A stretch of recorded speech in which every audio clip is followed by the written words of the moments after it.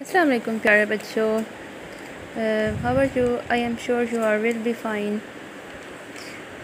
Today we are going to study English for grade 6 of Punjab textbook curriculum. So open your books and the lesson number 5 traveling etiquettes adab safar and the page number 48.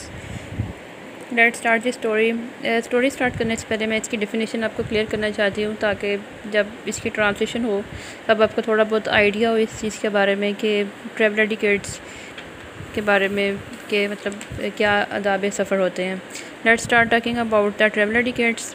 The word etiquettes refer to a groups of rules and the code to behave or how to do different things in a proper way. So travel etiquettes are those guidelines and customs which control the way a person should behave when traveling.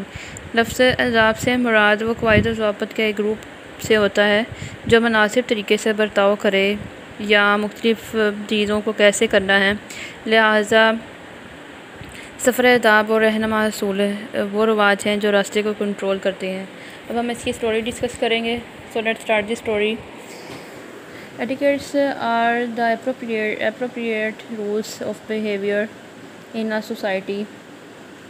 आदाब सफ़र माशरे में तर्ज़ अमल के मुनासिब असूल हैं। These are usually unwritten rules. ये आमतौर पर गैर तहरीरी असूल हैं। It is very important to do things. It is very important to do the right things when you are on the roads.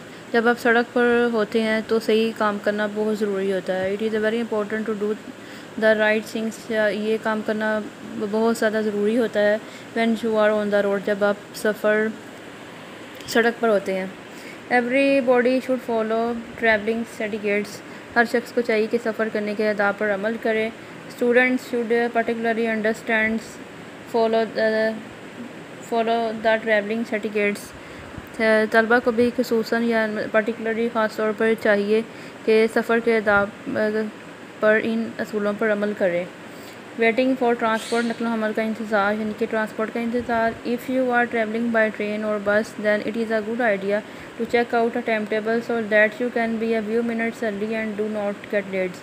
If you are travelling by train से अगर आप train या बस के ज़रिए सफ़र कर रहे हैं then it is a good idea, तो ये एक अच्छा ख्याल है कि to check out a time tables के टाइम टेबल को चेक कर लिया जाए। So that you can be a few minutes, ताकि आप चंद मिनट पहले ही वहाँ पहुँच जाओ।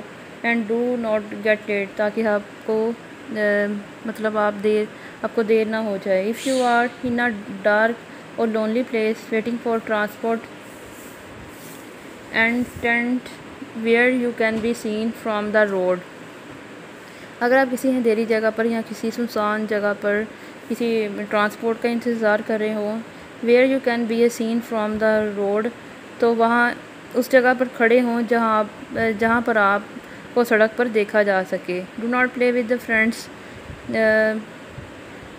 दोस्तों के साथ उस वक्त आप ना खेलें। वाइल यू आर वेटिंग, जब आप इंतज़ार कर रहे हों किसी बस का या किसी ट्रेन वगैरह का।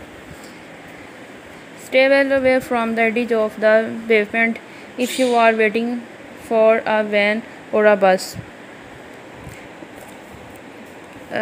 दूर रहें आप फुटपाथ के किनारे से, दूर होकर खड़े होना चाहिए। If you are waiting for a van और अ बस, जब आप किसी बस का या किसी वैन का इंतज़ार कर रहे हों। और the edges of the station platform if you are going by train, या आप स्टेशन पे जो प्लेटफॉर्म है उस पर भी थोड़ा दूर होकर खड़े होना चाहिए जब आप ट्रेन के ज़रिए if you are going train के ज़रिए सफ़र करना चाह रहे हो। Stay well back until the van bus और train has stops. Stay way पीछे हटकर खड़े रहें, द वैन बस और ट्रेन हैज़ स्टॉप, जब तक वैन बस और ट्रेन स्टॉप ना हो जाए। Get on sensibly and carefully without pushing anyone, किसी को धकेले बगैर सेंसिबली समझदारी के साथ, केयरफुली एहतियात के साथ, विदाउट पुशिंग एनीवन किसी को धकेले बगैर समझदारी और एहतियात से आगे बढ़े। Put school bags in your laps so that they are not a danger to any way. School bag को अपनी गोद में लैप्स में ना गोद में रखना। So that they are not a danger to anyone, ताकि किसी को कोई ख़तरा ना हो। Okay, thank you. अब नेक्स्ट चैप्टर में हम इसका पैराग्राफ नंबर 4 और 5 डिस्कस करेंगे।